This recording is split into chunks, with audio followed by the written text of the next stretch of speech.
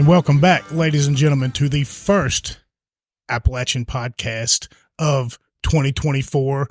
We are back live. We are the number one show in the German Baptist community, and we are ready for a dynamite. We are not in the Timcast IRL studio, which we haven't been for quite some time now. Simon, you and I only got together twice in the past month, but of course, everybody, welcome back my Boston Tea loving co-host who has actually a decent dental hygiene compared to the rest of his. Look at him.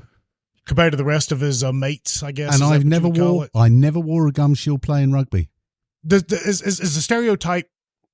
Do they have bad? Is that real? Is that a thing? Well, or is it just that we find all the ones that have bad teeth and we plaster them out there to make fun of y'all? I think we're picked on fairly unnecessarily. I don't know. I've seen many pictures of your food, and it looks like you deserve everything you get. Those what? Okay, the fish and chips I'll give you because we got the Big Mac over here. But when you start getting to those beans and toast and whatever you call biscuits and all that nonsense, they're called scones. Is this my drink? No, it is not your drink. Get your filthy little hands off it. There you go. Look at this. Out of reach, Billy. It's on the table. That's right here behind me. Oh, dear. All right. So, Simon Winch, welcome back. We only had a couple of shows in the last month because we did a couple over at 5 Points Music Sanctuary with Tyler Godsey. Phenomenal shows, great talent. Kobe Helms, we had a good chance with him.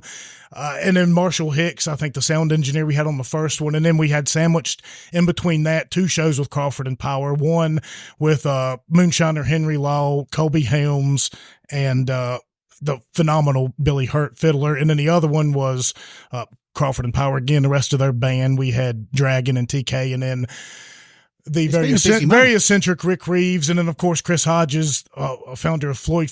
Just a phenomenal good time, phenomenal way to end the year. I think this is a really good show to start the year off. We got a lot to talk about from December, and then from the past year. Like I said, Timcast RL, they're one of our sponsors. They threw us enough money for me to mention his name every single day for the next year. So go ahead and check their show out on 8 o'clock, right? Or is it 9? I think it's 9. 9, yeah, 9 o'clock every night, YouTube. I mean, it's one of the better shows you can watch. I don't watch it, but I listen to it after the fact, driving up and down the road with my job. They're big sponsors of us. Obviously, also Rocky Mount Smokehouse and Rocky Mount Burger Company. Buddies, I hadn't been over there to see Buddy here in a minute. It's just kind of happened to fall that way. I want to go over there and catch his breakfast because that's a rare thing. It only happens very now and then, but Rocky Mountain, if you can get over to their breakfast, I mean, the biscuits and gravy, the bacon, I mean, it's all just, that's my next trip over. I haven't had a chance to make it here in the past few weeks, but it's that time of the year where the breakfast comes around. Well, you hit me with beans on toast. Now, that is a staple English breakfast, beans on toast. You're serious. I'm deadly serious. Breakfast. Absolutely. In fact, that is abhorrent as a lunch or a dinner or a snack, and you're telling me that's breakfast food. It can be. Yeah. Okay, you know what? I saw a video not too long ago of all these British wankers eating biscuits and gravy for the first time, and it blew their freaking minds. I sent you that video. Yeah, we never had the biscuit and gravy concept in the UK, that's for sure. But I tell you what, I will never knock biscuits and gravy. It's one of the best intros to the US for breakfast. Biscuits and gravy. Phenomenal. Absolutely. Absolutely. So, Rocky Mount Smokehouse, Buddy, those guys, they're huge supporters of the show, do quite an awful lot for us. So every time you come into town, we want you to swing by Buddy's, get your barbecue sandwich. My favorite is the chicken sandwich, number 2 spicy. It's got bacon. No, it doesn't have bacon. It never had bacon until he started offering bacon, and that's when I added it to it. But you get the pepper jack cheese, number 2 spicy. It is the best chicken sandwich you're going to get anywhere. I'm telling you, kiss my hind end, it is. And Rocky Mount Burger Company, they're also a big supporter of the show. They're helping us with our trip here, coming to D.C. here in the very, very near future. We're just going to talk about a little bit on this show. Had a chance New Year's Eve. I went to dinner there before we went to see 49 Winchester here at the Harvester, and we'll talk about that here in a second too. Phenomenal for the county, for the town, like having them guys in here. All the people talk about the people that came in from out of town that this mind was blown. They like the hospital, all this. But, that night went over there, had dinner with Henry Law. Brian was in there. They had a big old wing bar after the fact, so got a little dinner with my wife who Thank you very much for allowing all this to happen, by the way. And keep going for those brownie had points, dinner, Billy. went across the street, and then went to the show. So, Brian's also a huge sponsor of the show, and we'll get to it here in a second, some other aspects of the show, but we'll jump right into it right now. This is our first show of 2024, and we are sitting here in Anastasia's, which is a speakeasy in the heart of Rocky Mount. And for anybody who doesn't know, speakeasies were traditionally back during Prohibition area, they were hidden little bars that I love the way the door's been, concealed as a door. It's very much in keeping with that whole sort of era. And I did notice as I stepped outside, you've even got a barber's a sign, the spirally, whatever it may be, that says this is a barber shop. So it's in keeping with Prohibition and disguising what you really are. And this is a great venue. I love it. Tin roof. Look at it. It's just superb. And then we're being joined by one of our I guess at this point in time, he's considered one of our guest co-hosts from Chip Slate from Being Libertarian, who is also one of our big contributors and sponsors of the show. So go check out Being Libertarian Media and all those areas. Sometimes they'll, put our shows out.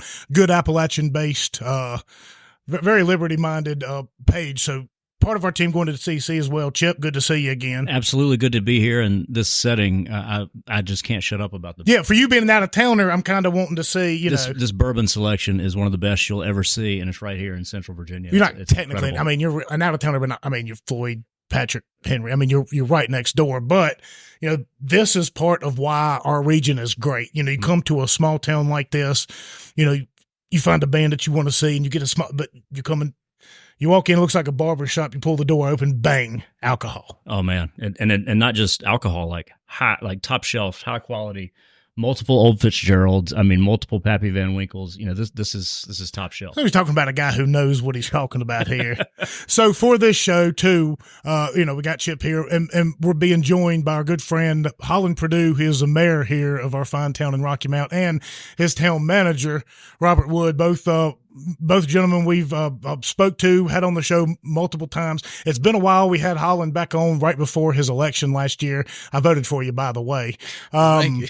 So that was kind of a different feeling of a show, because you're going in, you got a campaign going, you're trying to reach the community in a different way. But now he's been here for a year. There's been a lot of good things that have happened in Rocky Mount in the past year, and I think it's great to kick off 2024 with you two gentlemen and talk about some of the positives we've had in the past year and some of the things we're looking forward to here in the future, and just some of the great things about our area in general. And I like Chip being here too, because he's kind of representing, towns that are very close to us and very locally related. And with everybody sitting around this table, they're great minds. All of you all think on a different level. Everybody here has different aspirations, and when you put these minds together, you bounce ideas off each other that you might have never even thought about. So I like the core people here tonight. So gentlemen, welcome. Well, thank you for having us.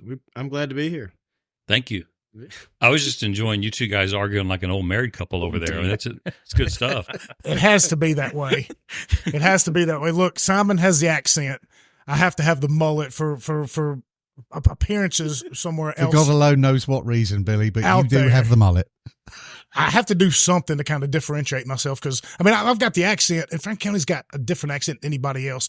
We all sound like we're from Southern Alabama or Georgia or something, and it's just here. You go to Bedford or Botetourt, it's different. It's different.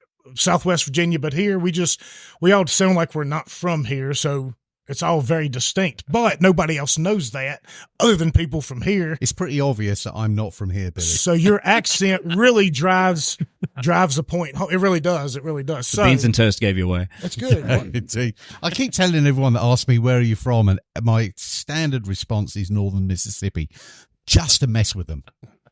Because 9 times out of 10 people think I'm from Australia. I've got no idea why, but anyway. Well, before we jump into the nuts and bolts real quick, Holland, I guess you have some kind of investment in this place. I don't know what degree it is, and I say that because I saw you hustling, bustling at the festival here this past fall that we'll talk about. But phenomenal. Thank you. This, and I don't want to call out people, but there are other people in this town who own another fine establishment that are in it, I guess, in there with you. I don't want to bust them out, but if you can, kudos to them. Tommy, Jody, and I, we own this place. it's different than everywhere else around. You got a lot of high end bourbon, as you said, Chip. We just got a lot going on. It's only open Thursday through Sunday at the time, but we enjoy it and people enjoy it. But I did see you at 150 Fest, and I was throwing some drinks across the bar. I'm gonna tell you what, like, Matt, kudos for that, because you walk in here and the place is jam packed. Everywhere is jam packed. It was and there's insane. Holland around the back of the bar, just slinging drinks like it was his job, which I guess technically it is. But I mean, he doesn't have to do stuff like that. You know what I mean? But for him to That's jump, the first and only time I'm gonna be a bartender. oh, I don't know about A lot that. of 'cause- stress, a lot of work. I've worked behind several rugby club bars in my time, and it's just mayhem. You know, I just don't know how professional bartenders keep that juggling act going for the duration of their shift. I mean, it really is. And when they're coming out with the fancy cocktails, and their cocktail shakers, and they got it rolling, it's insane. The speed that they work, and the energy that they put into it. I mean, they're professionals, you know, earn every tip that they get is what I say. Don't even start, Billy. Rugby bars. That's a whole nother. That's That's a whole different nother. level, That's right? yeah. Well, that's very, very something completely different. low Look, key. First off, okay, so it's been about a year. Holland, you're finished your first year as mayor. How do you feel? How do you feel about it? Well, yeah, I'd like to. what's the last big? How do you feel about it? Because I think you've done a great job. Actually, you know, we've had our criticisms back and forth. We've had knocks back and forth. We don't have to agree, but agreeing to disagree isn't a problem either. But I think you've had a cracking year out of the blocks. I think it's been a good year. Is that good or bad? Yeah. No, I think that's good. It's been a good year. I think we got a lot of stuff done, and it's hard to not say how good the team we have is. And I know that during the campaign, there was a lot of back and forth as to what teams were, you know, what people need to be there or not. But I can say that everybody plays a good role. The council has been great. I think we've got a lot of stuff done, and I think that the people of Rocky Mount are seeing that. And I mean, you know, and the fact that you guys are here and like kind of positive about me means you guys are seeing it, which is good. And so, you know, I think we're in a good place, and I think we're going to continue to try to go up from here. Well, for you, okay, first year in your mind, what's been the biggest positive or the biggest thing that you think you've done, and what's been the thing that you think you hope to improve on more in the upcoming year? I think the term limits was a big deal. I think it's important to hold politicians to the fire to get things done in a timely fashion and not just be there. The other thing I think that we did that was very positive is the 150 Fest, which and Dora, which kind of go hand in hand. And Robert can speak more about that. But that was just it's getting people here and letting them see the town and see that we have things to offer. As far as doing better, I mean, we just got to keep listening to what the people want. And, you know, and critics are great, and it's good to hear what they want, but it's also good to understand why they have these criticisms and how we can make the town better for everybody. We can't make everybody happy. No, you're never going to make everyone happy. I mean, that's just the nature of the beast. Absolutely. I think a lot of the problems with the transparency, which you've kicked those doors down to a great extent, has been the administration, and Robert, you can speak for this, I'm sure, is how the administration supports the elected officials in all the movements forward that the town is looking to make, whilst being frugally responsible in managing the town affairs. And that's the mystique behind, I think, your side of the business. Is it isn't necessarily seen. Sometimes it can't be for all the right reasons. But it's interesting that we're now seeing some of these machinations, and whether you agree with some of them or not, it's, you know, that's just the nature of the beast. But I think bringing Robert into this is a key part of the transparency that the town is looking for. You know, there's not just the administration behind the whole setup. So it's great that you're here, and you know I thank you for joining us for sure. But because we're working as one team, you know. So I don't know. I mean, what's your next striving? What's your big target this year? Now I know we're going to go on to into the fire truck issue, and I think we need to. But before we come on to that, are there any major objectives that you're looking to for 24? Well, I think I'd be remiss if I didn't say go to my Facebook page and like it, because, you know, you guys have a lot of followers, so I should probably get a plug there. There we go. Thank you. I like it. I like it. But, you know, Robert and I, and I'll let him chime in on this. We work we work a lot throughout. It could be weird hours. I may text him and say, look, this is some things, and he'll give me thoughts and I'll give him thoughts and we'll talk about it. But we've put out a really good list of things we're trying to do in 2024, which is continuing on the success we believe we've got going on here. But it starts with people jiving together and working together. And so if you want to plug in there. Yeah, it's true that, and a lot of times, in fact, Mark Moore, who y'all know, the assistant town manager, he and I were talking about it earlier today. People oftentimes are more familiar with state government or federal government because you see it more on the news, and so you hear more about it. So people don't quite understand it, but the way that it works, you know, Mayor mentioned it here, that we talk all the time. He and I talk all the time during business hours, outside of business hours, all the time. Not a lot of boundaries on the on the time of day. Or oh dear, boundaries now. I see problems there already. So I mean, there's always things that come up, but like he said, we work on things, and then like he puts some of the stuff out on his Facebook page because there's some of the things that are more appropriate there. There's things that we put out on the town's Facebook page, and so, you know, sometimes he'll do things because, you know, one of kind of my, I guess, guiding principles that I have to follow as a manager. I'm supposed to be nonpartisan. And so, you know, we do kind of the day-to-day operations of the town. I work with the town council. You know, they do campaigns and they get elected. And so there's a political side there that on the staff side, we stay out of that as much as we possibly can. And so it's kind of a matter of finding that right balance where he can push out the information that he wants to do on his mayor page, and it might be a little bit different than what we're putting out on the town page. Right. So that I understand that implicitly. And yeah, that's definitely the way to do it. I'm just trying to think how I like the transparency that's coming forward. Well, that's what I kind of wanted to touch on because, you know, for me, coming from where I stand from it, and Chip can probably speak on this a lot because we come kind of from the same political background, but, you know, you always want to be super critical, not for just the fact of being critical, but you want to test people's ideas. You want to test their resolve. And Amos, you know, he couldn't be here with us tonight because he's broke back. Literally, he's got a broke back. I'm just saying, and he was going to come here tonight, but Amos does a really good job of every time I go up there and we talk about the show and things I want to do with the show, he presses back some of my ideas, and not necessarily because he believes what he's pressing back on, but he wants to hear what you have to say.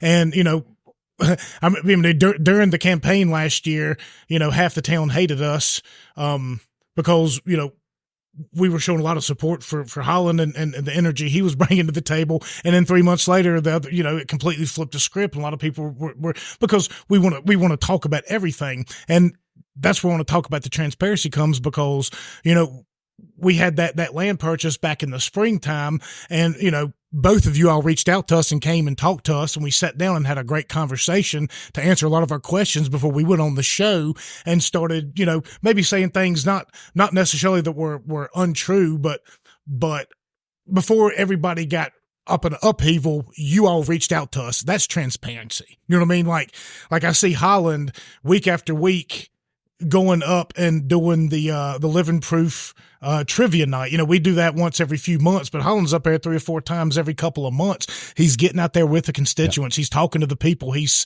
interacting, like, you know, you're engaged. And that's such a positive. I mean, that's such a bright spot that, you know, a lot of people don't have the luxury of saying. And so, for us being, critical when we're going to be critical, and for us being positive when we're going to be positive, I mean, I think that's a massive positive right there, is that you get out and you interact. I mean, the 150 Fest, you out here at the bar, that's interacting. You know what I mean? You're jumping in to help, but you're talking to the people who are showing up around here, understanding where they're coming from, what their gripes are. I think I think that's something every town, Chip, I don't know where you come from, but for Patrick County and for Floyd, how's the interaction up in that neck of the woods, comparatively speaking? Well, what stands out to me is, and even beyond like Floyd and Patrick County, but as being libertarian and the audience I have there, the term limits, I would love to hear more details about that, because I would love for that to be a model, that carries out, beyond just the region.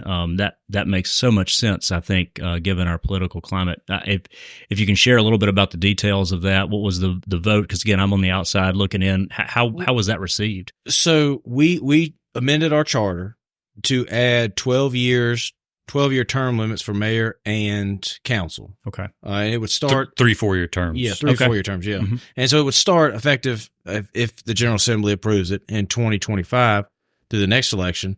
I ran on that, and I just thought that it's important. Look, if you can't get things done in 12 years, we got to figure something else out. Sure. That's how I look at it. And it doesn't mean you can't come back and do it again, or you can't move forward to something else. But I mean, you have to find a way to make your time in any position in government useful. Effective.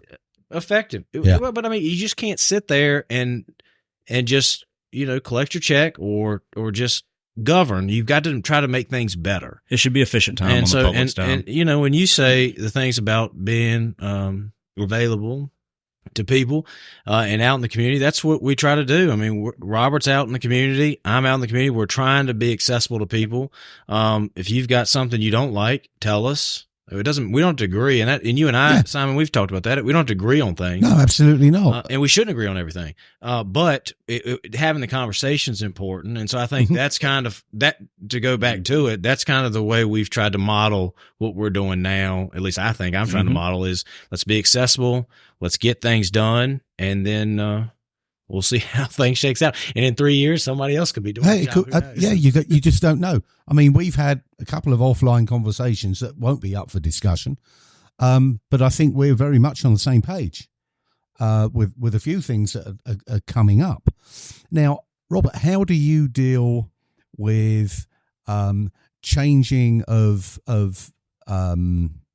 leadership and representation, where are you in a position as the town manager to say, actually, Holland, we can't do this, and here's why?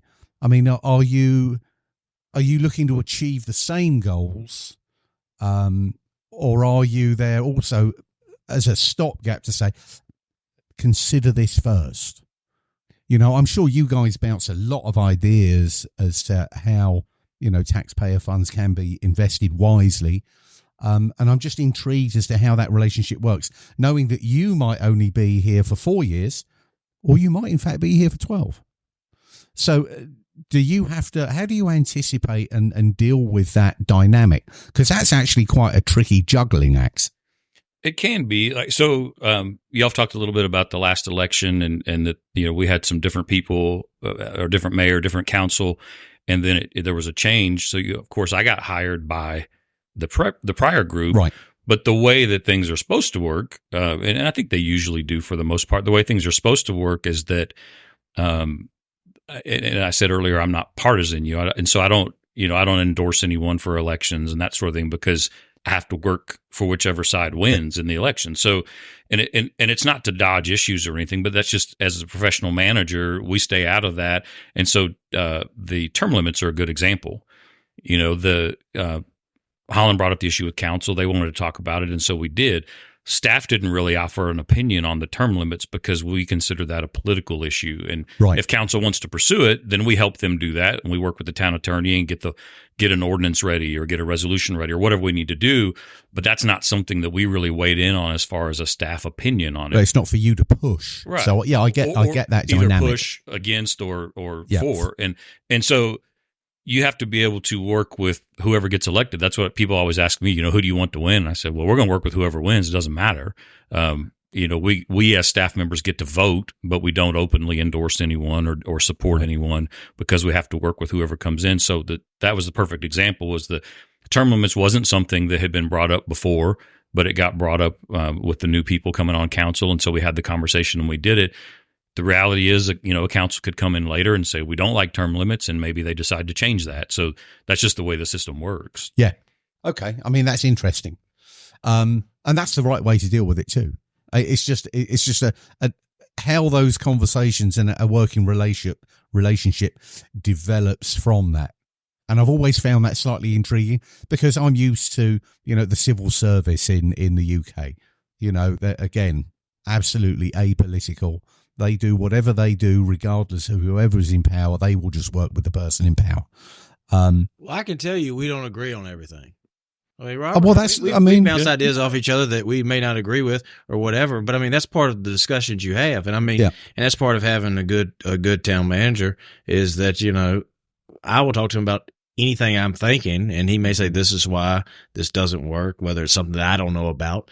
And, there's always things. I mean, that's the importance of it. And so, well, you need that. You don't want to operate in an echo chamber because when you operate in an echo chamber, you get a bunch of yes people. They're going to say whatever they think they have to say to get in your good favor, and that's not really a good approach. You need pushback because you need to be able to think about all the options available, and if for nothing else, you just maybe tweak whatever your idea was just a little bit. And part of what you say, I mean, I know back in the day there was some of the podcast talk there was a lot of unanimous votes. Well, sometimes unanimous votes are based on tweakings that create unanimous votes. It doesn't mean the game was rigged or anything like that. It's like, look, you start talking to individual people and you say, look, this is what we're thinking. Well, this would make better sense this way. And so when you put all those pieces together, sometimes you can have a unanimous vote that definitely did not start off with that conversation. And so that to me is the most important thing about having a good team is you got good minds working together to make everything the best possible way to get it to work. If you can be unanimous, you can. If you can't, you can. But I mean, you definitely want to talk to everybody on the team. Yeah. So how does let's bring up the gorilla in the room? Well, hold on real quick. Before we do that, I want to talk about a couple more positives, I think. Absolutely. I'm viewing this as a positive as well. Yeah, I'm viewing this as a positive. It is, but I want to talk about a few more, like, we talk about the transparency. I think that's been phenomenal.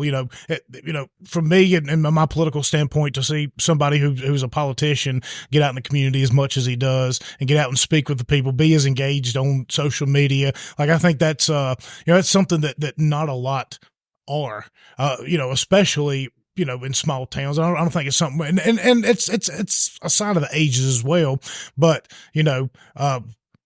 as critical as we've been about the Harvester over the years, I think this past year, I think they brought some phenomenal acts in.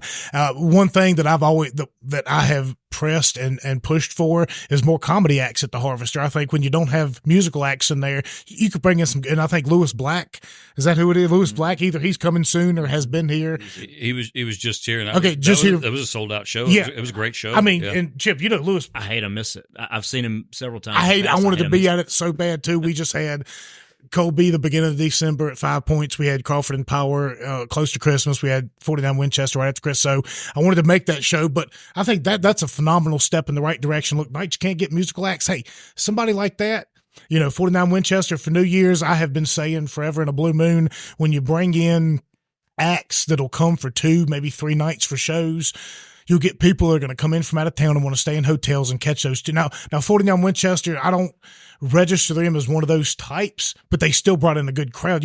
For me, it's more the jam. You find somebody that's connected to the Allman Brothers or the Grateful Dead or Fish or Widespread Panic, like those jam bands, they have crazy followers that will come in and stay for 2 or 3 days. But the 49, I mean, I talked to so many people this weekend that said they were from out of town. They came in and stayed a couple of nights. They loved Rocky Mount. They said they're going to come back. This isn't their last trip. I mean, I met some great guys that I conversate with on, social media from time to time that follow the show that are big fans of 49 Winchester that I encourage. I said, come to Rocky Mount for this show. This will be a time you'll enjoy. And every single one of them said, man, I'll be back. It was a great time. They liked the atmosphere. Yeah, that's what you want to hear. Yeah. So, So the transparency, I think the Harvester is going in the right direction, and the 150 Fest I want to talk about as well, because I think that was a phenomenal success. I mean, you guys really brought that thing together. There was great music, great bands, great vendors. 4 stages? The place was packed. It was insane. I mean, I kind of want to talk about how it came together, but more so I want to talk about what can we do to make that a yearly thing, and whether it's an anniversary fest or maybe every year maybe we focus on something different. Maybe next year it's the Moonshine Fest, the year after it's the Music Fest. In 5 years it's the 160th, whatever the case. But I mean, what do y'all think about more of those kind of deals? Because I thought it was a rousing success. Well, I can give you a little bit of history just in the time I've been here. When I got here, one of the things that I heard from people, Holland mentioned, we're both kind of out and about. And when I talk to people, I didn't really know anybody when I got here 2.5 years ago. And I had people stopping me and saying, we don't have enough local music. That was one of the main things I was hearing from people. So we started in the very beginning of 2022, we started the Homegrown series. We were doing it at the depot, and the thought was we're just going to do it, kind of see what happens, see if it goes anywhere. And it didn't take too long for it to get big enough that we ended up having to move it to the Harvester because there was not enough room at the depot. And so that, I would say, was sort of what led to doing the 150 Fest, because we saw that there was enough interest in local music. And so Daniel Pinard, who I don't know if y'all know him or not, but I don't know Daniel. No, he's our cultural and economic development director person. Young guy, really energetic, great, really good guy. Credit for 150 Fest goes to Daniel, but he worked on the Homegrown series. He and actually Anna Prilliman, who I think y'all probably know, worked on that to get it going. And then when it was time to do the 150th anniversary, we told Daniel, let's look at doing a music festival, probably one day, just to kind of see how it goes. And the thought was, to be honest, was we'll do it as a 150 Fest and kind of see how it goes. If it doesn't do well, we can say, well, it was for the 150th anniversary, and we did it once, and it didn't work. As a beta test, it was extremely successful. That was the thought. Yeah, that was the thought. I mean, we had no idea if 50 people were going to show up or 100,000, so we really didn't know. Obviously, it worked out well, and a lot of people showed up, and so we've had people asking about doing another one, and we're working on kind of how to do that. But there will be a similar event this year. We don't have a date set, and don't have all the details yet, but we're definitely working on that to do it again, and kind of how do you turn it from a one-time thing into more of an annual type event. And the venue itself, when you close the streets down, the town is absolutely made for it, because the diversion of traffic is actually very simple. Yeah. So it's, I mean, that's just an added bonus. Some of the people who get diverted might not agree, but the reality is it's not that hard to, yeah. Exactly. It's not that hard. I mean, you're not going to get too lost being diverted around. Well, if you know where you're right? going, which is mostly everybody who's maybe going around, just go to the hospital, turn right, and go around that way. Yeah. Get down to Ferrum if you have to. But I thought, the whole thing, the only thing I think, from everybody we spoke with, the only thing I think most people would add is, if it was possible to work it out, would be a beer garden on the other end, because you have Anastasia's down here, you have the Burger Company, and you have Twin Creeks Distillery right here. So you have 3 places right here you can get a drinks, but on the other end, you don't have anybody to get drinks. So maybe a beer garden, and I would love to work with y'all next year, whatever y'all going to end up doing. Let us know ahead of time. Let us jump in. We'll sit there and promote it as much as we can, throw in ideas, whatever we can. You get one big band to come down here as well, and that changes the whole trajectory, because now you've got people that like this band are going to come in from it, because you had a lot of county people here.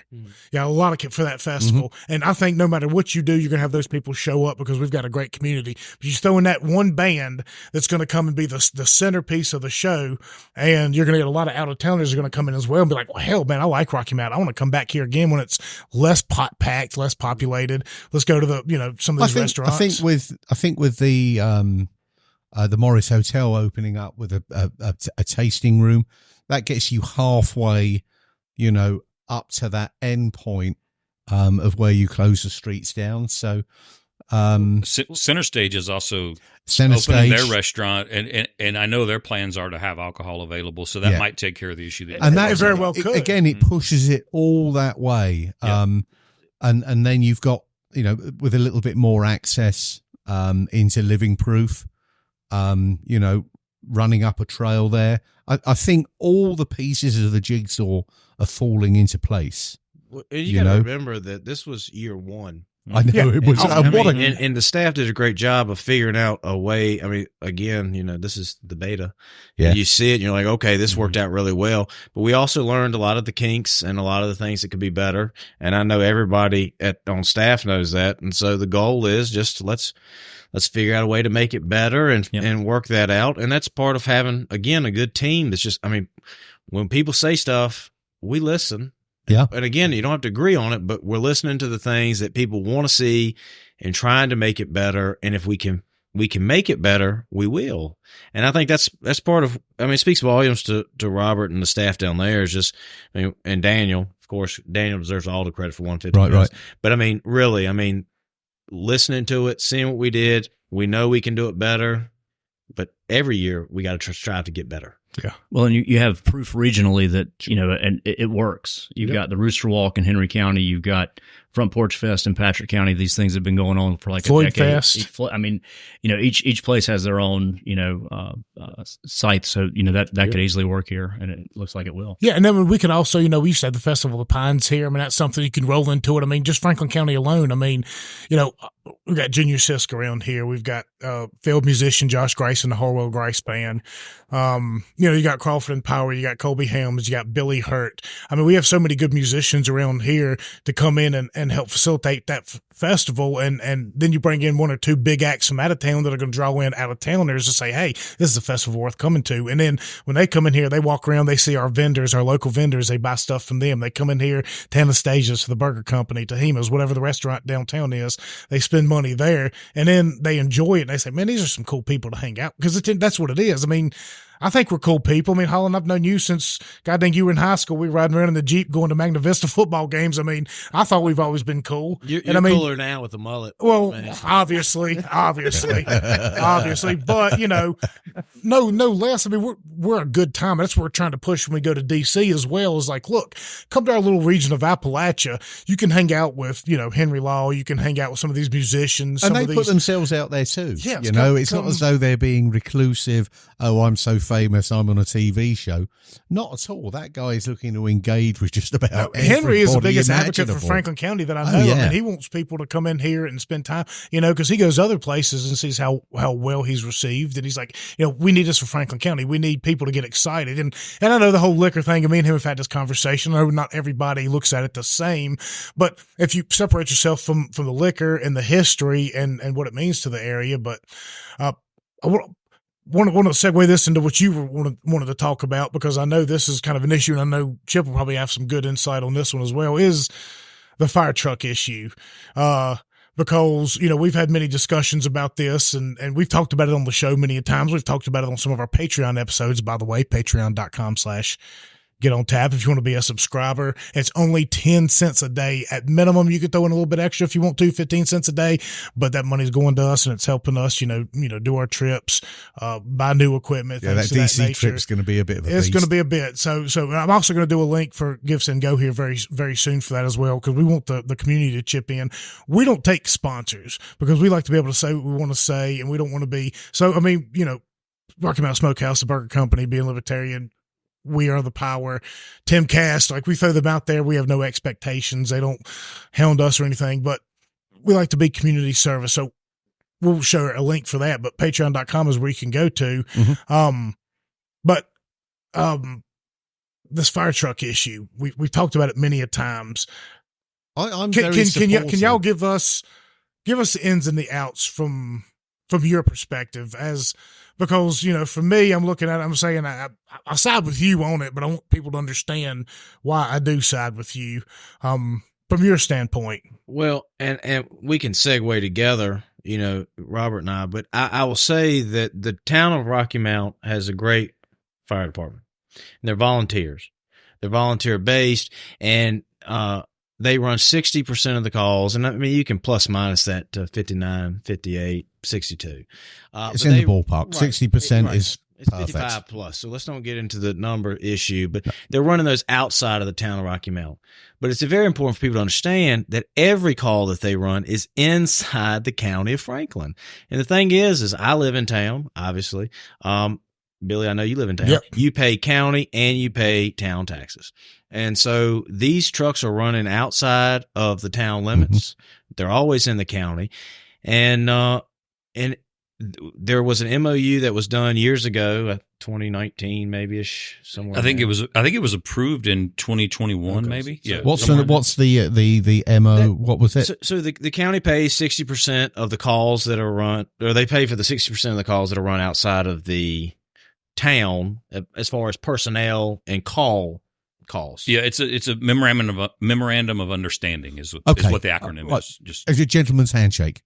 Well, yeah, More or less. but it's written down. But it's written down. Yeah. And so the agreement was, there was kind of a similar discussion that we're having today, what happened a few years ago, and the decision was made. The parties, the county and the town, agreed that they would, based on the budget that the town has for the fire department, they would look each quarter at what percentage of the calls were outside of the town, and then that number, which is usually around 60%, is what the county would contribute towards the operations of the fire department.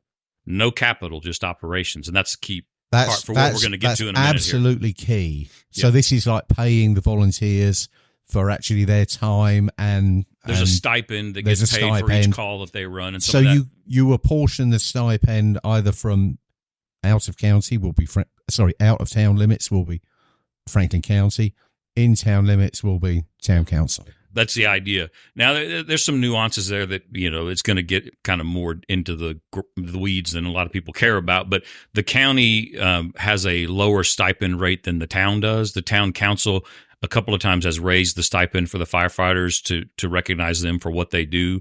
And so the county pays 60% of the county rate. So it's not actually 60% of the rate that the town is paying. So there's some nuances there, but the general idea is 60%. Yeah. But that doesn't take into account that's more or less a running expense when it comes to fuel, personnel, right, and what have you. This has absolutely nothing to do with wear and tear on equipment. Right. So that capital expenditure is wholly on the town for the equipment. Right. Yes. That was not covered in the agreement. And so that's why the issue has now come up, is because it wasn't covered in the agreement.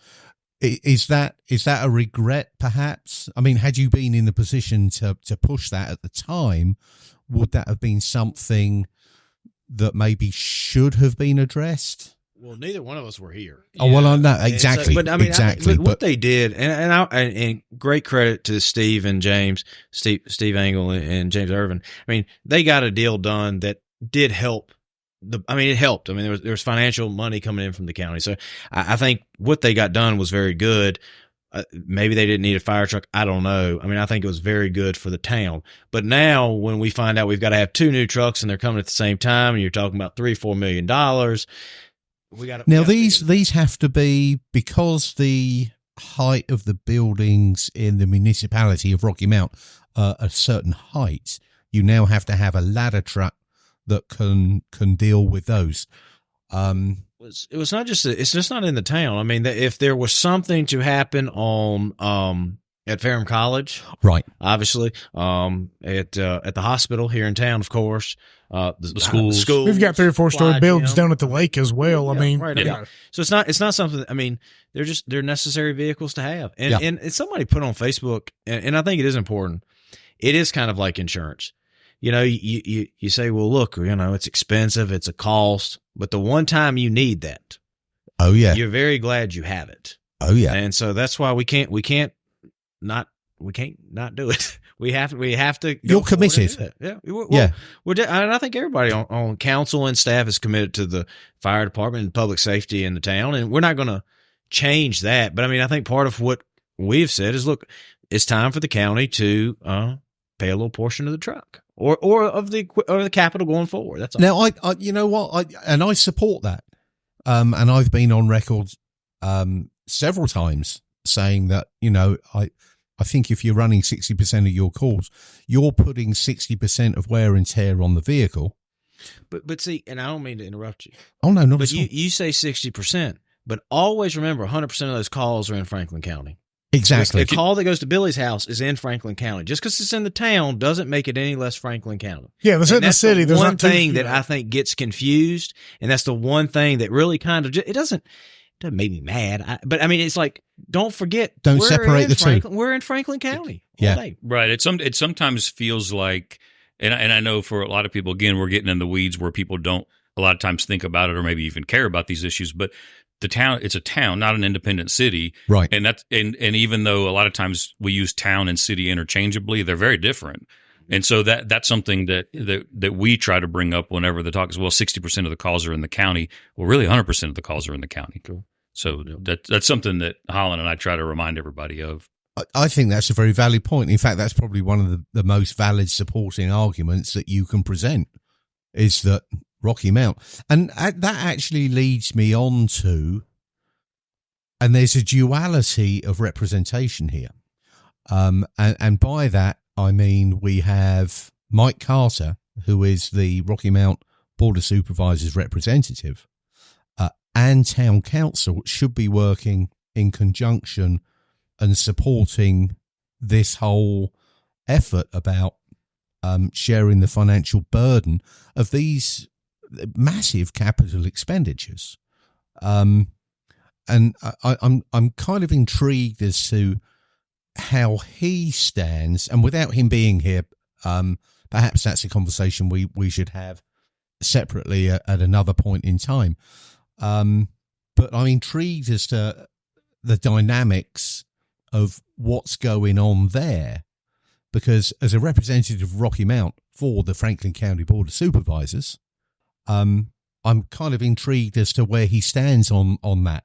Well, Mike, and I'm not asking for anyone to say this is what I think he said. I'm not asking for anyone to put any words in his mouth at all.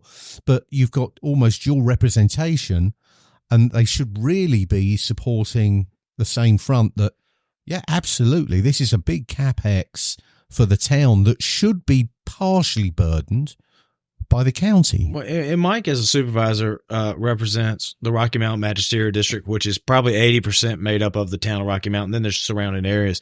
Mike, at the last meeting, was on record saying he supports the Rocky Mountain Fire Department, so I believe he supports it. Yeah, he's a super nice guy. I've had a number of interactions with Mike on Board of Supervisors over a number of issues.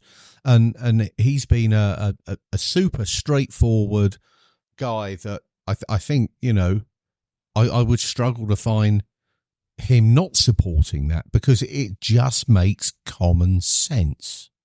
So and I understand that there's been some negotiation, and then all of a sudden it was like, well, we're going to have a delay. Well, we'll discuss this at an appropriate budget meeting and so forth and what have you. But at least it sounds as though they're looking to put something forward. Now, whether that's that's down to negotiation, right? So it is what it is. But at least they appear to be prepared to negotiate somewhere.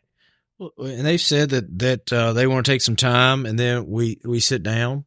And as I responded, I think we're ready to negotiate any time. Yeah. I mean, again, we're working on term limits. Right. We're working on time, and so I think that it is important for us to just, if you have your feelings hurt or upset about things, look, that's the nature of the beast. We're not always gonna agree, as we've started this podcast. But we got to keep looking forward and keep moving forward. Business doesn't stop because you're mad at me and I'm mad at you. Mm-hmm. Oh no, that's absolutely we got to not. put that to the side and say, look, let's just do this and let's get together and let's have a conversation.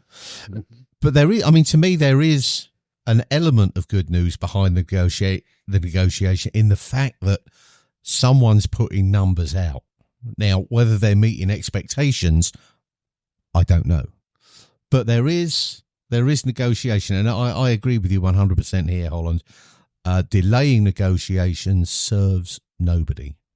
So, I support you in your attempts to, get this issue resolved into something that is agreeable from both parties.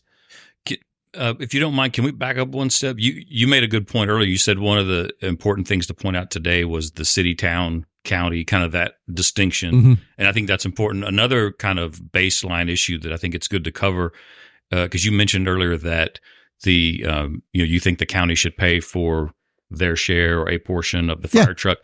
I think y'all know this, but just to clarify it for everyone, all of the other fire departments in the county, all of their fire trucks are paid for 100% by the county. Yeah. So when we're asking for 60% or some portion of that, that's not even what's happening in the rest of the county. So now, how do you explain that? Now, because there Rocky has Mountain to, is still, as you've said, part of Still the part of county. We Franklin still have County. representation in the Board of Supervisors. So, It's not an independent city like Martinsville. I mean, that's what I always look at is Right. that distinction. Everyone who That's- lives that's in significantly different. Rocky Mount also pays the same county taxes that everyone else pays so there, outside of Rocky Mountain. so in eventuality, and this gets to my point, I'm glad you confirmed that, is the citizens and taxpayers of Rocky Mount actually have a very uneven burden when it comes to the capex of the fire department, and I'm sure the police department some and of my whoever. tax dollars may have gone to other fire trucks throughout the county, which they should. They absolutely should. That's county's Franklin working. County. That's the way it works. That's important. But I mean, you also have to look at the town, and so it's just important that the money gets split the best way it can be. And we're not asking for full payment of apparatuses and things like that. We're just Well, you're spreading this over 20 years, right? Absolutely. So to me, I mean, you just need to play fair. Well, and, it's funny because we started kind of with the open and transparent, and I might get in trouble for saying this, but we really have worked. I can very say it hard. for you. Well, we have worked hard. We have met every month with, and this is public record, so it's not hiding anything. But we've met every month with Chairman Tatum and his county administrator, and Robert and I met with them, and we have discussed this. And after 6 months, it was like, look, we're not getting somewhere on the issue that we feel we need to, so let's send them a letter. But part of being transparent is what you guys like, so thanks for that. Pleasure. Has gotten me in trouble because it's like, look, let's just talk about it. This is a serious issue. Let's talk about it. Let's get it done, and then we'll move on. And so I think we've done a very good job of talking about it. We're still talking about it. Probably going to be talking about it for a little longer. But I mean, at least people are starting to take notice. You're talking, Chip, you're saying something about it. You guys are talking about it. At least people understand that the residents are saying, hey, we're asking you to pay a portion of our county truck. Yeah. Because no matter if it's in the town, it is a county. It's in the county.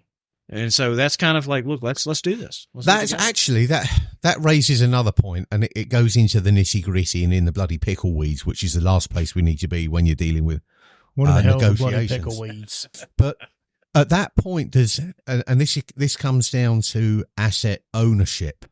Does that then become a partially owned county asset, No. or is it a town asset that is supported financially by the county? The Rocky Mount Fire Department is a volunteer service, and they will own that apparatus. That's There we we go. fund them for that, and that's the way that we've said that. And look, these guys they work hard. Oh yeah, they And do. We are one of the only jurisdictions in the Commonwealth that has a growing number of volunteers. We're at 43 That's unusual. or 5, somewhere in there. That's very That's unusual. just for Rocky Mountain. That's just for Rocky Mountain. Yeah. And so They actually came to us recently, and they have a cap on how many members they can have. That's in their charter, their governing document. They came to the council recently to ask to raise that cap, and so obviously I'm going to be pro Rocky Mount, and I'll brag a little bit on the fire department. But it's amazing that this fire department is kind of busting at the seams as far as the volunteers.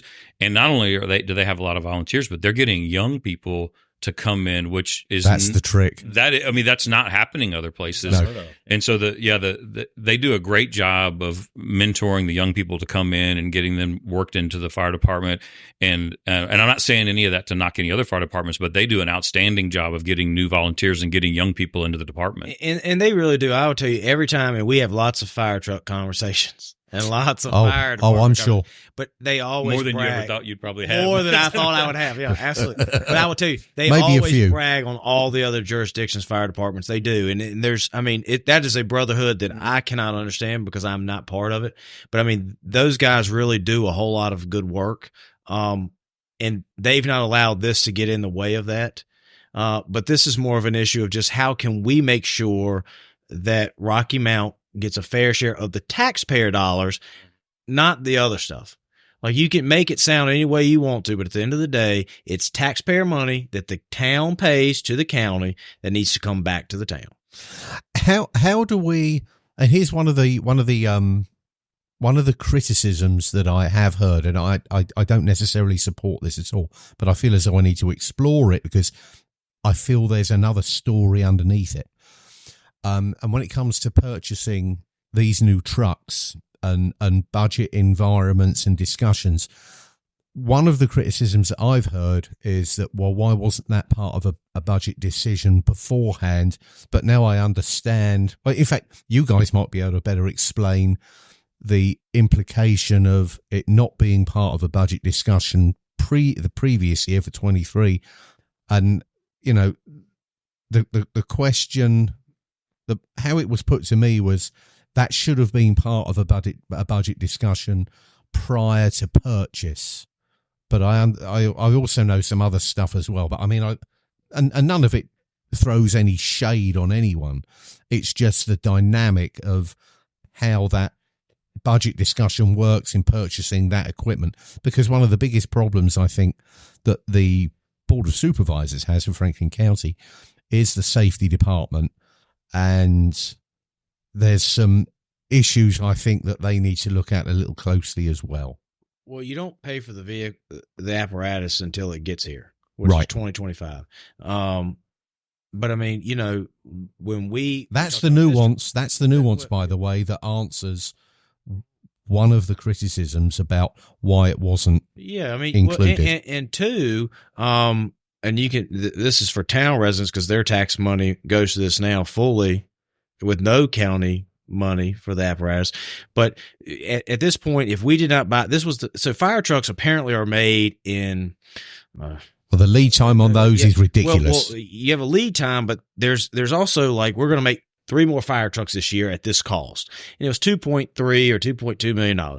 And then next year when we start making them, it's going to be 3.5 to 4 million base cost. Ouch. And so you had to jump. No. And so this, like Robert talked about, probably unnecessary. At 11 o'clock, we both get phone calls, and they've sold one of the 2 remaining fire trucks in distribution. So there's one left. And they were kind enough to hold the last one for us for 7 or 8 days so we could try to get a meeting together. And we did have a meeting about it. And we purchased the truck at $2.3 million. Had we not done that, and let's say we waited 6 or 7 months, it sells. Well, our taxpayers are going to now pay $4 million for a truck that was $2.3 million. Now, who's going to be that? You're going to be upset with me, or upset with staff, or upset with council that we're spending $1.7 million more dollars for the same on something you could have bought 7 days previous. And by the way, we don't have to pay for it for 2 more years, or figure out how we're going to pay for it. So you got to say the taxpayer dollar is the best way you can. That's important information. You like that, and I really like that. I love that a lot because I was building that one up. Yeah, and I knew you had it in. I knew you had it there as a. This is my backup, and I like it. But I wasn't hitting you hard with it. I think with the transparency of how that comes across, and those minutiae of details are missed or overlooked. So I think that is very important information for the folks to know about as to how that funding would have been even more crippling further down the road with budget approval and all that nonsense. So, because it's true that to do things in an orderly manner, you typically would have that sort of discussion as part of your budget discussion. Like we're getting ready to start that up again, and so in the spring we'll be talking about our budget that has to be adopted that takes effect July 1st. But sometimes things don't fit neatly into that schedule. No, and in this case, it made sense for the council to make that decision outside of the. I think very budget. wisely. Yeah, 1.7. Are these issues that are happening in other? Because I know you're around Stewart a lot, around Floyd a lot. I mean. What's the dynamic in some other towns that are locally kind of connected to us? Oh, constantly. I mean, these are exactly the same issues you have in Patrick. It's, these are the main issues. And, I think any small jurisdiction, especially where you don't have an independent city, like you do here, you're going to have these issues with the county. So they're pretty constant, but it's interesting to contrast it with, Martinsville and Henry County, because that's an independent city, one of the few in the state. And that's, that's another contentious issue, but I think you see this all over the state, really. What would be, just enlighten me here. What is the difference between an independent city and a municipality in a nutshell? And I know that's a really tough question to answer because, the municipality question and status of Rocky Mount is clearly very different from the independent city of Martinsville. But I don't think a lot of people understand the nuances behind a municipality status. And that may help alleviate a lot of the questions behind how the town has to work independent of the county whilst working hand in hand with the county. It's almost a bit of an oxymoron, right? It's kind of weird. Well, and it's also somewhat unique to Virginia. I came here from Texas, and in Texas, the great Republic of Texas. Yeah. In Texas, you don't have this distinction that we're talking about here. Right. In Texas, even though most of the localities are called cities, like the city of Austin, city of Dallas, city of Houston, if they were in the Virginia system, they would actually be towns because they have overlapping jurisdiction between the county and the town or the locality. Okay. And so even though Austin has, over 1 million people, it's in Travis County. And if you live in Austin, you pay taxes to the city of Austin and to Travis County. So, which is the same thing that we do here. And so in a lot of places, that's the standard. What Virginia has that's a little bit unique is the idea of an independent city. And the easiest way to kind of visualize it is if there were an independent city in Franklin County, for example, if you looked at a map of the county, essentially there's a donut hole wherever that city is located. The people that are there don't pay taxes to the county, but then the county doesn't provide any services in that area either. So there's a very much kind of a line of demarcation where the county does their thing outside of it, the city does their thing inside of it, and there's not a lot of overlap, maybe any overlap. Yeah, because Lynchburg is smack dab in the middle of Campbell County, but it has nothing to do with Campbell County. Same thing with Roanoke City and Roanoke County. It's kind of one of those deals where you have the county and the city. There's separate school boards for both. Right. There's separate. There's a school system for the city, and there's a school system for exactly. the county. So sometimes you'll see Roanoke County schools are closed, and the Roanoke City schools are 2 hours delayed. You're like, why is that? Well, because the city can get in there and clean things up a little bit faster, and the concrete jungles or the snow comes in a little less. So I mean, they're definitely there are two separate governments that are operating them. Right. It's really a weird dichotomy. But these conglomerates of population in town centres, city centres, whatever you want to call them, have that much more taxable revenue potential than, rural Callaway, let's just say. So at what point can the county hold that against you as a municipality that has a tax revenue much bigger than, say, the village of Callaway? So does that fall in part of their argument as to why perhaps they're resistant in supporting the fire truck issue, because of the elevated tax revenue income from being Rocky Mount the town? I'm just intrigued because I don't know. Yeah, I mean, and it's hard for us to speak for the county or for anybody else. But I understand. I do think that enters into the conversation, and some of it is, well, the town has the ability to generate revenue, so why didn't the town just do it? And so I'm sure that enters into some of the thinking. Yeah, whereas, I'm sure, like you said, Callaway or Ferrum or some of these other communities that are out there, there's some population centers there, but they're not incorporated, right? And they don't have the ability to raise revenue. Then I think there's a good chance that gets looked at differently, even though, again, from our standpoint, what we would point out is that those people are paying the same taxes. Exactly. And in fact, still part of Franklin County. And in fact, you could make the argument that actually the population center of Rocky Mount is actually contributing more because of the fact that the industry's here, the retail's here, all of those things are in the town of Rocky Mount. That's a good point. The town actually put in the infrastructure, whether it's water lines, wastewater lines, roads, all of that. The town did all of that so that Kroger and Walmart and all of them could be here, and then the county benefits from that. Yeah, that's a very good point. That's a counter to that argument. Very much so. Interesting. Well, I know we've only got a few more minutes here left, so the last thing I want to talk about real quick before we get out of here, I kind of want to segue into our DC trip here coming up here in the very near future, because I think this benefits everybody here at the table. I think it benefits everybody in the town, and I'm glad Chip's here tonight because he can kind of help explain a little bit differently what we're doing here. But I'm going to share a link here very soon, like a Give, Send, Go, I guess. Is that the best way? Because GoFundMe's kind of Right. You don't. Yeah, any way you can get it out right now there's no wrong answer. We're going to go that route. We're going to share this and we want everybody in the town to share it as well. Look, like I said earlier, we don't go after like big time sponsors, not at the moment, because we kind of like doing our own thing and saying what we want to, but we like being a crowd funded kind of thing. And we're going to DC. We've talked about this here many times before, and we're going to be ambassadors of this town and of this county and of the Appalachian region as a whole. A lot of the people going up there, Chip, name some of the people that are going to be on the list that we're going to bring it on the podcast. Well, because I've looked at it, but I can't quite. I know the big ones. I know we got Spike's coming back on. Spike.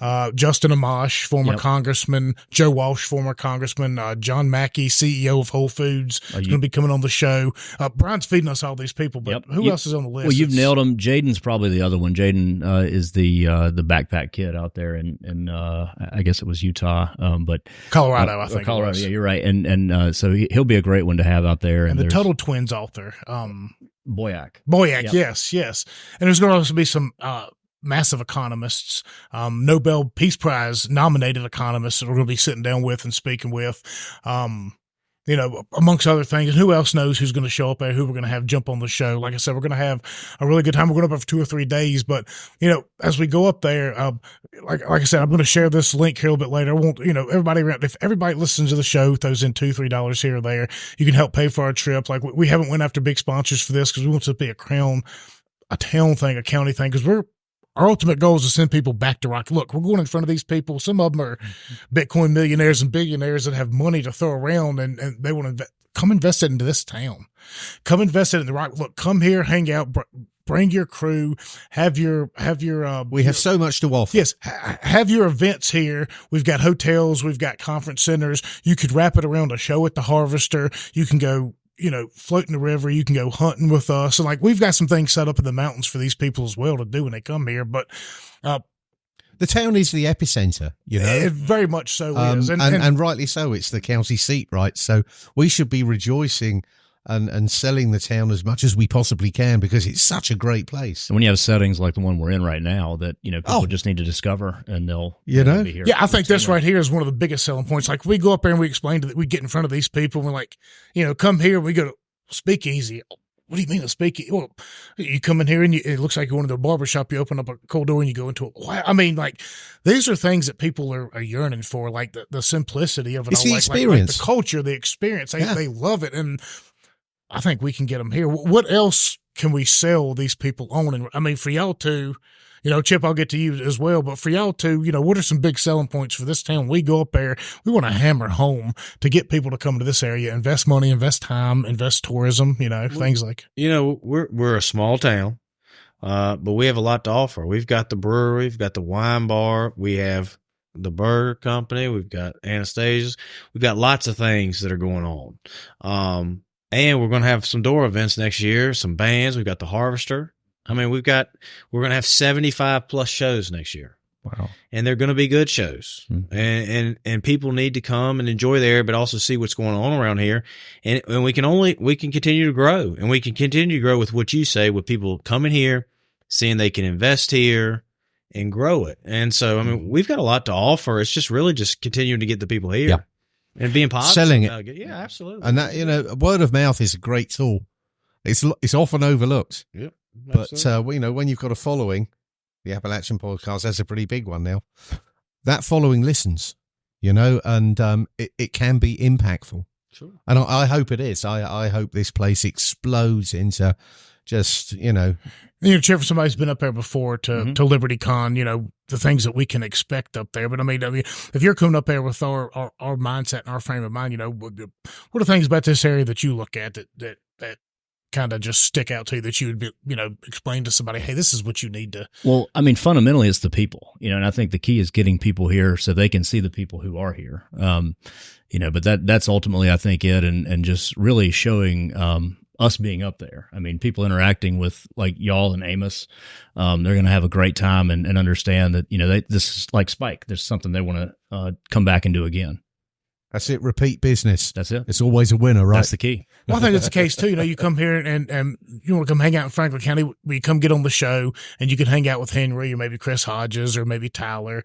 You know, maybe you come out, or if you come out to the bar, you're going to get a chance to talk to the mayor. If you come out to Anastasia's or Living Proof, you know, people are active. People are out here because we all have a common goal. Look, we might have disagreements on how we want to get there, but ultimately we want people to come to this town. We want them to spend money because we want every business in this town to go away and to succeed, because it all makes us look better. It all makes our lives better. And I think we have a golden opportunity here between the moonshine history, between the NASCAR history, between, you know, you guys revitalizing the local government, between us, between, you know, what you've got going on just right down the road. I mean, it's Appalachia as a whole, but I mean, I think we've got a golden opportunity to bring a lot of outside people into this town that want to come here, visit, invest, stick around, have vacation, and not just vacation spots at the lake. You know, I know that's easy out. Everybody wants to come to Smith Mountain Lake, but come get you a little cottage up here in the mountains in Callaway and be able to come into Rocky Mountain and do what you want to do. Come get you a little cottage in Boone's Mill, somewhere maybe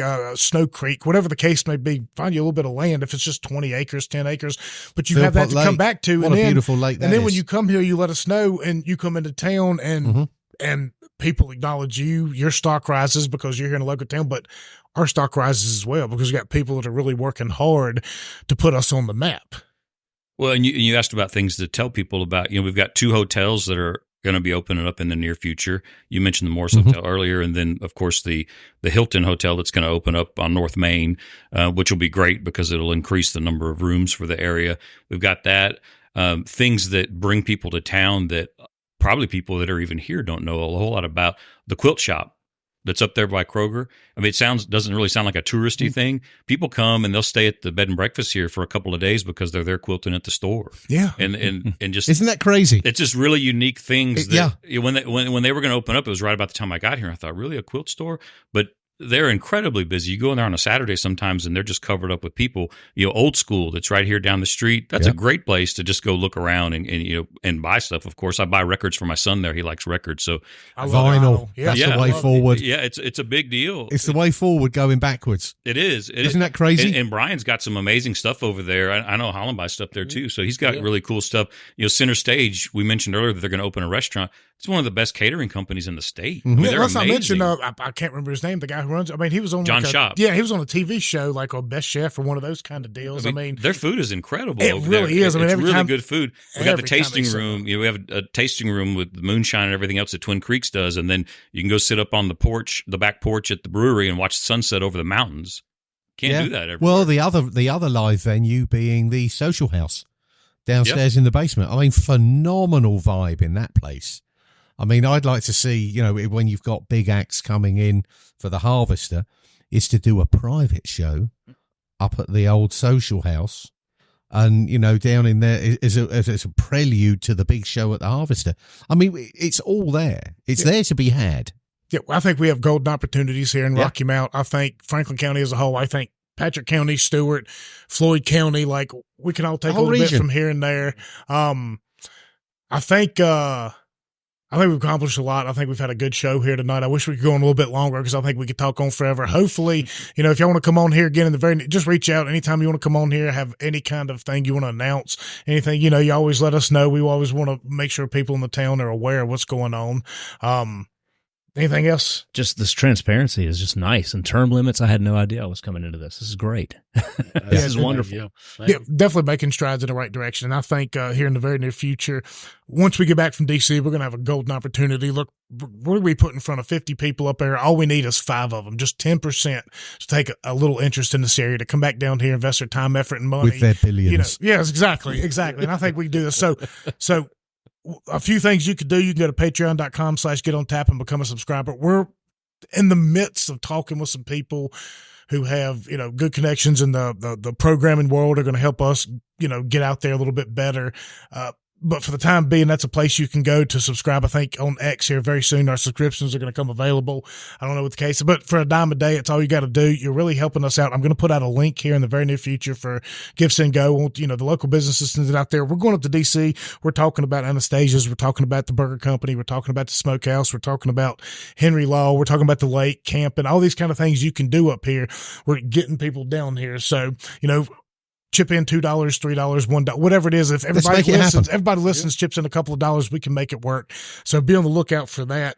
For everybody that supports us, the Burger Company, the Rocky Mount Smokehouse, Anastasia's here, the town of Rocky Mount, being libertarian, we are the power. I mean, good on you. Yeah, thank y'all so Thanks very for the much. belief. Yeah, thank y'all. So I don't know who our next show is going to be. I'm hoping it's going to be Nick Robertson before he goes back to spring training. But in the next 2 weeks, it's either going to be Nick Robertson and hopefully or Gail and Thad down there because they've got a big event coming up here in April. Yep. So it's going to be one of the two the next 2 weeks. However we work it out, stay in touch. Holland, Robert. Thank y'all so very much for coming on here. Good for deal. giving us a heads up. We'll go ahead and do it in the near future. Chip. Good to be here. Hopefully we can get you here, depending on when we do the next show, maybe we get back for that, do one more time, get Amos in here. But before we go, DC in less than a month, we're going to have a good time. We're going to be celebrating Appalachia and we're going to do, some good things. I have a feeling we'll be talking to Spike here soon too. Yeah, we're going to, well, by the way, we always got a show with Spike's going to be leading up to that, hopefully. Bingo. Before we get there. So, patreon.com/Get On Taps where you can subscribe. You can go to Cash App or Venmo and do at Get On Tap. PayPal's WB Riddle. I'm sorry, I couldn't change the name, so it's going to. But there we go. So if you want to give a one-time donation, look for the link coming up here in the future at Get On Tap, Twitter, Instagram, Facebook. Gentlemen, take it easy. We'll see you the next time. Thank you, brother. Cheers. Thank you, sir.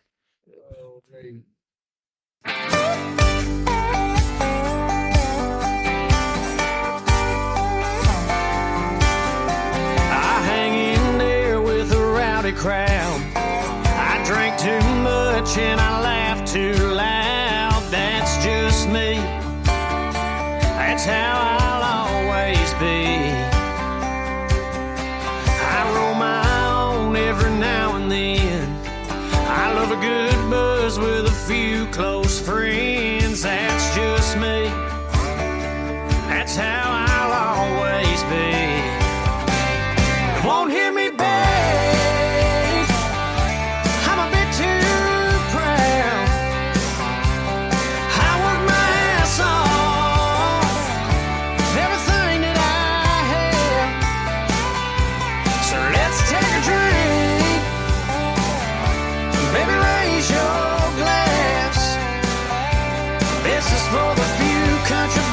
Like me that we still have.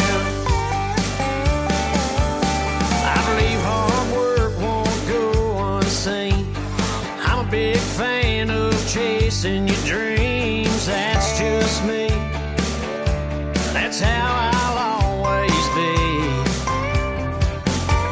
The road to the top, it ain't no easy climb. But if you love what you do, I believe you'll be fine. Just me. That's how I'll always be. You won't hear me beg. I'm a bit too proud. I work my ass off for everything that I have. So let's take a drink. Baby, raise your glass. This is for the few country boys like me that we still have.